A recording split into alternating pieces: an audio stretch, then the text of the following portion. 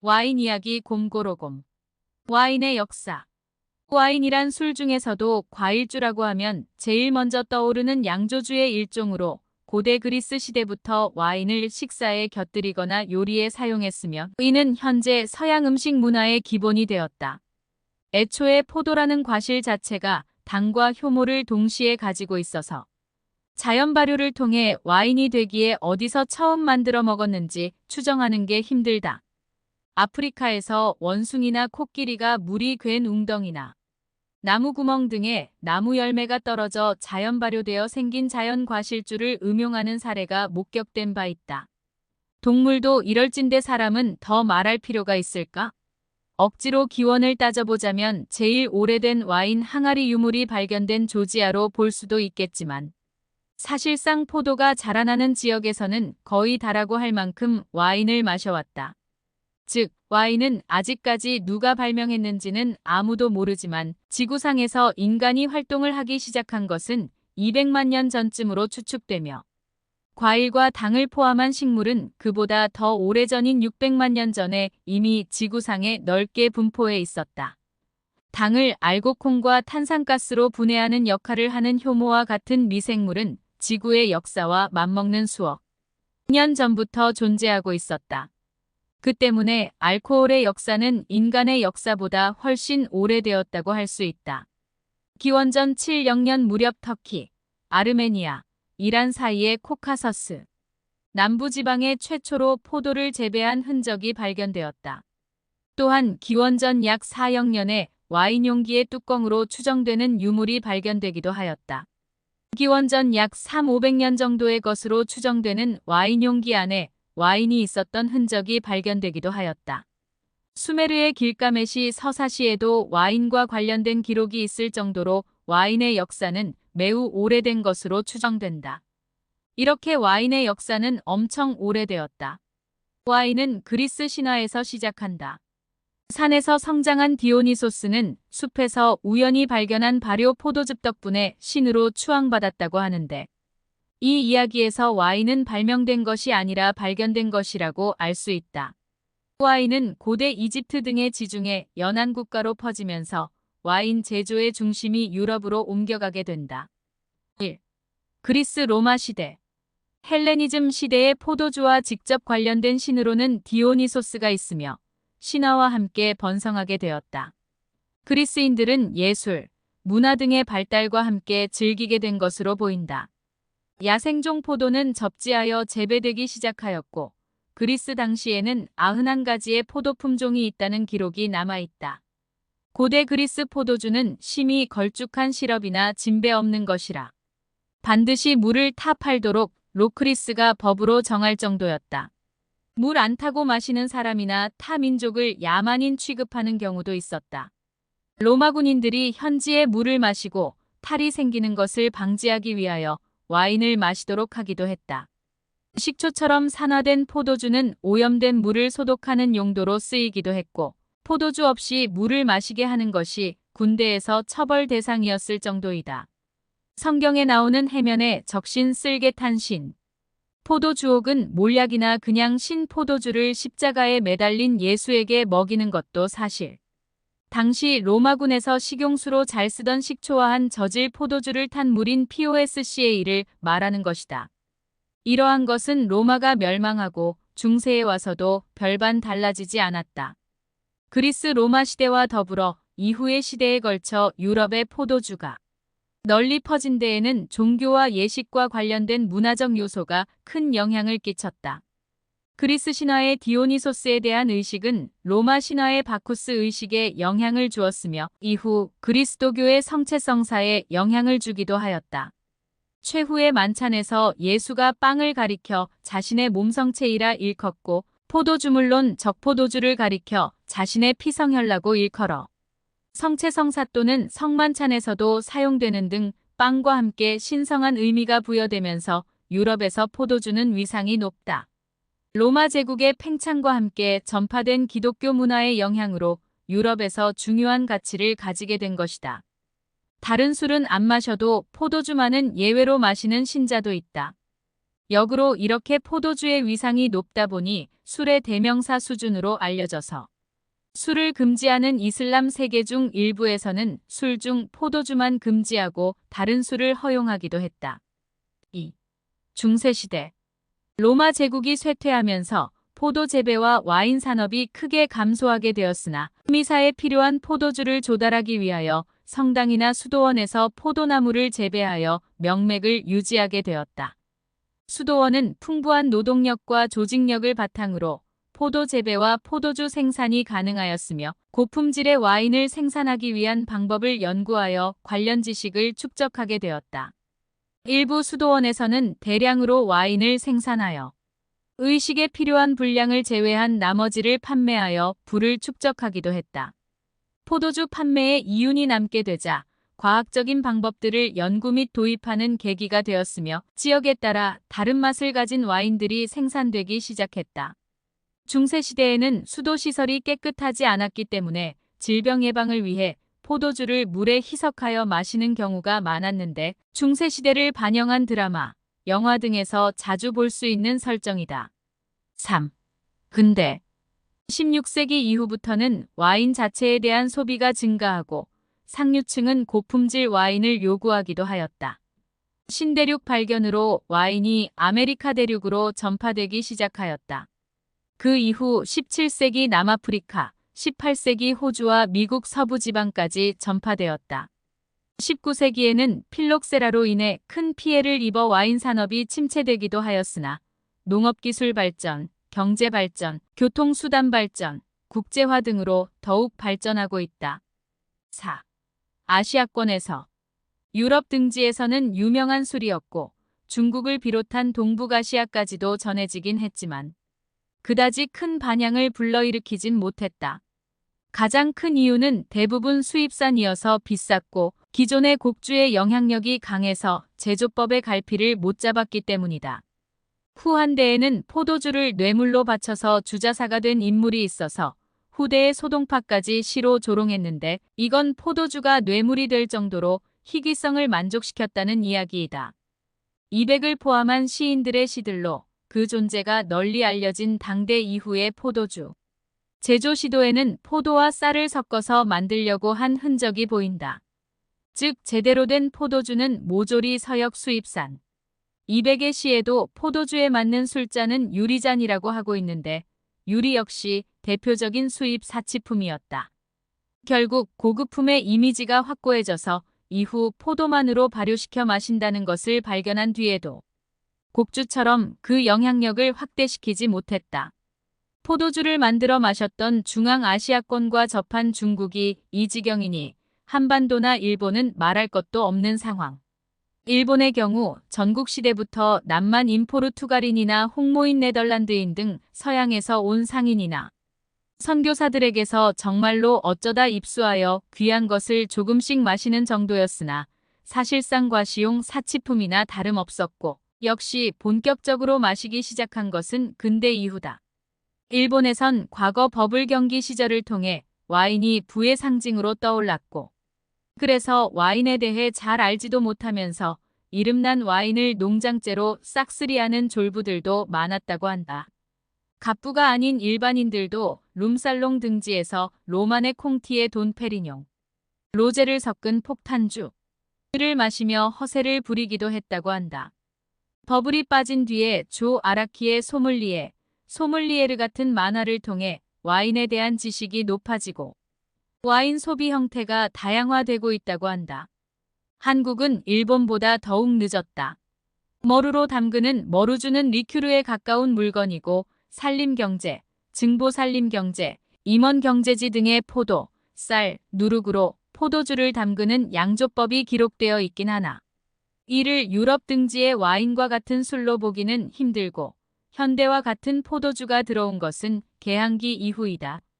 여담으로 핸드릭 하멜이 제주도에 포류한 다음에 제주 목사에게 포도주와 은잔을 뇌물로 바쳐서 환심을 사보려 한 적이 있었는데 포도주를 맛본 조선 관리들은 그 맛에 몹시 감탄하여 포도주를 모조리 해치우고 기분이 매우 좋아져서 네덜란드인들을 호의적으로 대해줬다고 한다. 아마 당시 제주 목사와 관리들이 기록상으론 유럽의 와인을 맛본 첫 번째 한국인이라 해도 과언이 아닐 것이다. 일제강점기 때는 극소수의 사치품이나 다름없었고 독립 이후에도 한동안 마찬가지였으며 대중들에게 와인이 유행하기 시작한 것은 1990년대 이후로 볼 수 있다. 2004년, 2008년 정도에 걸쳐 한국 와인 시장은 매년 수십 %씩 폭발적인 성장을 거듭했다. 그래서 떠오르는 신흥시장으로 외국의 주요 와이너리 오너들이 저마다 한 번씩 한국을 찾아와 프로모션 행사를 갖는 일도 많았다. 웰빙 열풍 때 웰빙 식품의 하나로 각광을 받게 되는데 이른바 폭탄주라 불리는 음주 문화의 개선과 양주나 소주보다 알코올 함량이 낮은 저도수 주류 섭취 권장이라는 기치를 내걸고 꽤 잘 나가는 듯 했다. 하지만 2008만 2010년에 걸쳐 거품이 크게 꺼지게 되는데 여기에는 몇 가지 원인이 있다. 첫째로는 환율의 상승. 1 3,400원 하던 유로화는 1 7,800원을 넘게 뛰어올랐고 이는 고스란히 유럽산 와인 가격 상승으로 이어졌다. 두 번째로는 국제경기 경세. 미국의 서브프라임 모기지론 비우량장기 신용대출 붕괴 사태와 PIGS의 재정, 악화 등으로 국제경기의 적색 신호등이 켜지면서 사치품에 해당하는 와인 수요가 급감하게 되었다. 셋째로는 수입사의 난립과 출혈 경쟁에 따른 유통질서 교란이다. 와인 시장이 성장하며 너도 나도 수입사를 세워 중소수입사가 난립하게 되고 여기에 LG, 신세계 등 대기업까지 가세했다. 이 과정에서 출혈 경쟁과 연이어지는 세일로 인해 수익성이 악화되었다. 관세, 주세, 교육세, 부가세를 포함하여 총 세율 68%에 이르는 높은 세금 또한 관련 법령에 의해 규제에 묶여 있어 면허제로 되어 있는 주류 판매망과 수입사 도매 소매로 이어지는 다단계의 유통 경로에서 들러붙는 업자들 마진이 우리나라가 와인값이 외국에 비해 비싼 원인임에는 틀림없으나 그런 악조건에도 불구하고 한동안 폭발적 성장세를 구가하던 와인 시장이 급냉하게 된 것은 관세 유통의 문제보다는 환율과 국제 경기의 영향이 더 크지 않았나 싶다. 붐이 휩쓸고 지나간 후 거품이 빠지면서 경쟁력이 약한 중소수입사들이 적잖이 정리되었고 와인 가격이 하락하기 시작했고 와인의 유통망 역시 그간 쌓은 경험을 통해 진일보하였으며 결정적으로 FTA가 체결되자 저렴하면서도 질 좋은 신대륙 와인이 수입되어 오기 시작했다. 그러나 15%에 달하는 관세가 철폐되었음에도 칠레산 와인 가격은 오히려 상승했다. 하지만 이 부분에서는 생각해봐야 할 부분이 있다. 칠레는 급격히 경제가 성장하고 임금이 오르고 있는 개발도상국이며 몇 년에 걸쳐 15%에 달하는 관세가 사라지는 것보다 칠레 자체의 물가 상승률이 더 클 수 있다. 실제로 전 세계 칠레 와인 가격 상승폭에 비하면 FTA의 영향을 받는 기간 동안 한국의 가격 상승폭이 더 낮았던 것이 사실이다. 그리고 이런 변화와 더불어 와인에 대한 인식이 다른 나라에서도 그렇듯 그냥 자연스럽게 좋아하는 사람이 찾아 먹는 술로 점점 변해가고 있긴 하지만 여전히 보통 술이라기보단 비싼 술의 이미지를 많이 갖고 있다. 아마도 그 이유는 와인이 일반적으로 서민의 친구로 인식되는 저지리석식 소주에 비해 상대적으로 비싼 것과 고가품스러운 이미지 위주로 홍보가 이루어진 것, 운송비 등의 문제로 일정 가격 이상의 와인만 수입하는 것이 이유일 것이다. 10,000원 내외에서도 충분히 맛있는 와인을 구할 수 있다. 이 때문에 포도주에 대해 지나친 환상을 가지고 허세를 부리는 와인 스노비즘 환자들이 있는가 하면 역으로 와인 자체를 터부시하고 부유층이나 마시는 술 수준으로 폄하하는 부류도 존재한다. 와인의 성분 1. 산 포도로부터 유래하는 주석산, 능금산, 구연산 등이 있으며 발효 중에 얻어진 것으로 젖산, 호박산, 초산 및 기타 여러 가지가 있다. 2. 당분 발효지 전부 혹은 부분적으로 발효되며 와인의 종류에 따라 다르며 드라이한 경우 리터당 2g 미만, 스위트한 경우 리터당 6,090g의 당분을 포함하고 있다. 3. 질소 성분 아미노산과 특히 신체 내에서 합성치 못하는 필수 아미노산이 신체의 혈액 안에 들어있는 비율만큼 존재하고 기타 복잡한 질소 성분의 유기질이 있으나 와인의 제조 과정에서 일부는 제거된다. 전체적으로 질소 성분은 화이트 와인의 경우 0.51, 25GREL, 레드의 경우 0.84GREL이 됩니다. 4. 페놀 성분 와인의 색을 나타내는 성분들로서 레드와인에는 안토니안, 화이트에는 플라본이 들어있으며 탄닌 성분은 특히 레드와인에 포함됩니다. 5. 알코올 에틸알코올이 대부분이나 주정 발효 과정에서 메틸알코올도 극소량 발생합니다. 리터당 6-150mg 와인의 맛에 긍정적이지 못하는 맛을 주는 고분자. 알코올도 발효 중 극소량 생깁니다. 6. 광물 성분 모든 식물에 들어있는 성분으로 매우 다양하나 특히 칼륨, 나트륨, 칼슘, 마그네슘이 있으며 7. 비타민 미량이나 고품질의 것으로 이론의 여지가 없는 와인의 장점 중 하나입니다. 와인의 종류. 와인은 크게 비발포성 와인과 발포성 와인으로 구분된다. 비발포성 와인은 포도즙 발효 후 알코올을 얻고 탄산가스를 포함시키지 않은 와인을 가리킨다. 그리고 발포성 와인은 발효가 끝난 후 와인을 병에 담은 후 여기에 다시 당분과 효모를 첨가해 병 속에서 한 번 더 발효시킨다. 이 과정에서 생긴 탄산가스를 병 속에 저장한 와인을 말한다.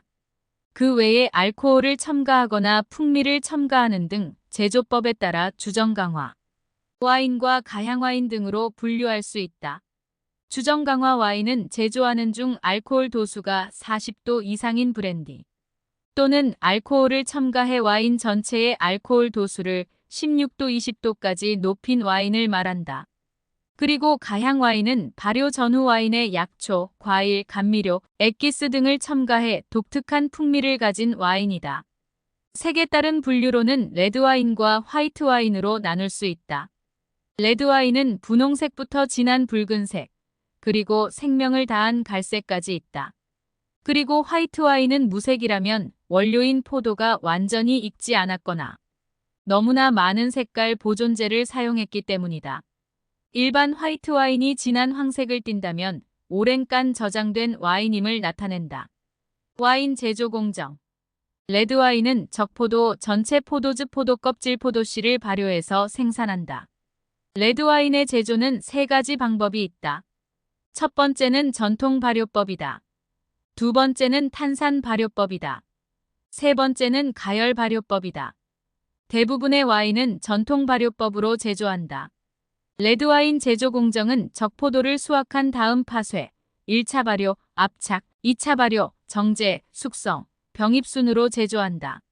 일단 적포도를 깨트리고 포도즙을 추출하고 포도줄기와 과정을 제거하는 일을 한다. 그런 다음 1차 발효를 시작한다. 마세라시옹 작업과 알코올을 생성시키는 일을 한다. 마세라시옹 작업은 상부층부에 부유물인 캡을 부수어 발효액에 가라앉히는 작업으로 포도의 적색과 탄닌을 잘 우러나오게 하는 작업이다. 1차 발효가 끝나면 압착에 들어간다. 포도즙을 제외한 포도 껍질과 씨를 제거를 하게 된다. 그 다음 2차 발효를 시작한다. 사과산을 젖산과 이산화탄소로 전환시킨다. 그 다음 오크통 숙성과 침전물 제거를 한 다음 와인을 입병하면 코르크가 안정할 때까지 산화와 오염으로부터 안전하게 된다. 화이트 와인은 청포도 또는 적포도를 압착한 포도즙 껍질과 씨를 분리를 발효해서 생산한다. 화이트 와인 제조 공정은 백포도를 수확한 다음 파쇄, 압착, 1차 발효, 2차 발효, 정제, 숙성, 병입 순으로 제조한다. 일단 청포도를 깨트린다. 그런 다음 압착을 하여 포도즙을 추출한다. 압착을 할 때에는 부드럽게 하는 것이 무엇보다 중요하다. 압착이 끝나면 알코올을 생성하기 위해 1차 발효를 하게 된다. 낮은 온도에서 오랜 시간 동안 발효를 진행하여 대부분의 당을 모두 알코올로 변하게 한다. 그 다음 2차 발효를 하게 되는데 이 단계는 와인과 마찬가지로 톡 쏘는 신맛을 순환시키는 공정으로 사과산을 젖산과 이산화탄소로 전환시킨다. 2차 발효가 끝난 와인은 필터, 원심 분리기 또는 점토를 넣어 침전시키는 방법으로 청진 공정을 수행한 다음 와인을 병입한다. 발효 과정 1. 효모의 작용 글루코스 포도당과당 에틸알코올 탄산가스 2. 밀로라틱 발효 사과산 유산젖산 탄산가스 와인 효모 유명한 포도원들은 각각 전문 와인 메이커들을 고용하고 있다. 하지만 실질적으로 와인을 생산할 수 있도록 주도하고 있는 것은 효모이다. 효모가 포도 속에 들어있는 당분들을 알코올로 분해를 하지 않으면 아무리 와인을 만드는 실력이 뛰어난 사람이라도 와인을 만들어낼 수 없다. 와인을 양조하는 데 있어서 효모가 하는 역할의 비중은 김치를 만들 때 소금이 필요한 것만큼이나 크다. 효모의 크기는 12마이크로미터 정도다. 아주 작고 계란 모양으로 생긴 곰팡이로서 포도즙에 함유되어 있는 당분을 주식으로 하여 생존한다. 모든 포도의 껍질 부분에는 효모가 있지만 와인을 양조할 때에는 별도로 인공적인 효모를 첨가해 양조한다. 포도주스의 당도가 높은 상태에서 많은 산소가 공급되면 효모는 빠르게 불어나며 물과 탄산가스를 양산해 당분을 소모한다. 반대로 공기가 차단이 되면 당분을 알코올로 분해해서 와인 생산이 가능하게 만들어준다. 따라서 와인을 양조하는 기초 단계에선 공기를 충분히 주입해서 효모가 증식될 수 있도록 하고 시간이 지나며 공기를 차단하여 효모가 빨리 알코올로 만들 수 있도록 한다.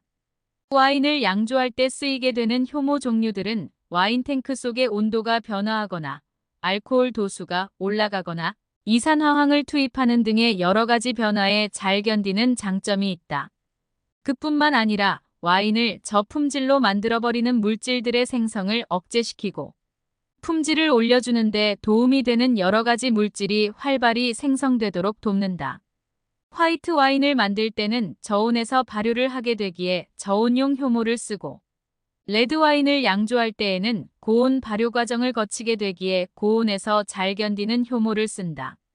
도수가 높은 와인을 만들 때에는 알코올과 친화력이 높은 효모를 쓴다. 와인을 발효하는 통이 작을 때에는 거품이 잘 발생하지 않는 효모를 사용한다. 포도의 청결한 정도가 좋지 않을 때에는 킬러 효모를 사용해 잡균이 발생하지 않도록 하고 산소나 양분 결핍, 온도 관리 부적절 등으로 발효 과정이 중단되었다면 발효를 촉진하는 기능이 있는 효모를 사용하고 젖산 성분으로 발효를 하고자 할 때에는 젖산 세균의 한 종류인 효모를 사용해서 발효 과정을 거치게 된다. 와인의 효모는 알코올 발효 능력이 뛰어난 사카로미세스 속의 효모가 대표적이다. 그 중에서 사카로미세스 세레비시에가 가장 많이 사용된다. 세카로미세스 속은 식품공업, 발효공업과 관계가 깊은 효모로서 계란형, 구형, 타원형 또는 원주형 등이 있으며 출합업으로 생육하거나 접합하여 잔황포자를 형성하기도 한다. 그리고 사카로미세스 세레비시에는 사카로미세스 속의 대표적인 것으로 당을 알코올로 전환시키는 능력이 강하다. 현재 와인, 빵 발효에 관련하여 가장 널리 사용되고 있다. 이 군주는 원형보다 타원형에 가깝다. 와인의 효능. 심장병 예방을 해준다. 와인 속의 레스베라트라는 성분이 심장의 건강 상태를 향상시켜준다. 타닌과 페놀 성분은 동맥 경화와 심장병 예방에 많은 도움을 준다. 암 예방을 해준다. 레드와인에는 퀘르세틴이라는 강력한 항상 성분이 함유되어 있다. 그런데 이 퀘르세틴이라는 성분은 항암 효과를 띠고 있기 때문에 체내에 흡수되면서 활성화가 이루어져서 암 예방에 좋다. 와인에서 폴리페놀이라는 성분이 들어있는데 그 성분은 피부 노화, 세포 노화 등을 방지해주는 효과를 가지고 있다. 그래서 각질 제거와 피부 재생에도 큰 도움을 준다.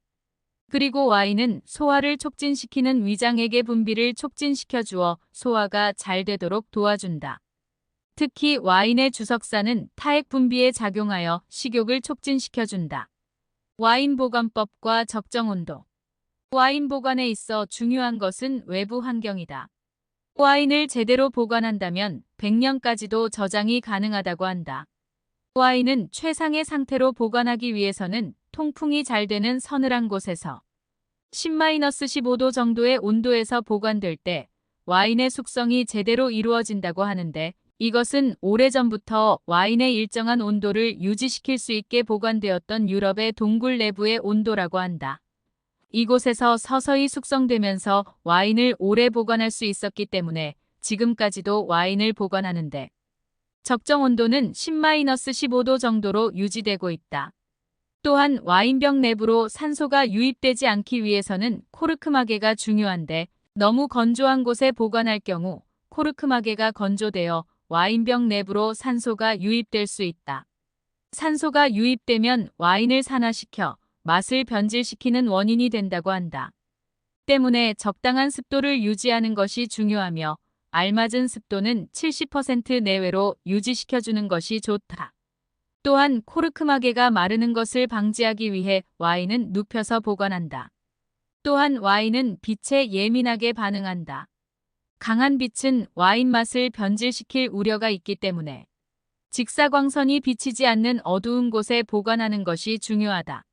와인은 진동이 없는 흔들리지 않는 곳에 눕혀서 보관하는 것이 좋으며, 와인 냉장고에 보관하는 방법이 가장 좋지만, 와인 냉장고가 없을 경우에는 빛이 들어가지 않도록 박스에 담아 보관하는 것이 좋다. 와인은 너무 높은 온도보다는 낮은 온도에서 보관하는 것이 낫기 때문에 높은 온도에서 와인을 보관해야 하는 환경의 경우에는 차라리 냉장고에 보관하는 것이 나은 방법이 될 수 있다.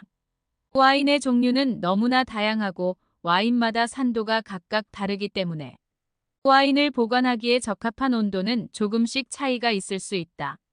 와인 보관에 있어 중요한 것은 일정한 온도를 계속 유지시켜주는 것이기 때문에 와인 보관 시에 온도 변화가 없는 장소에 보관하는 것이 중요하다.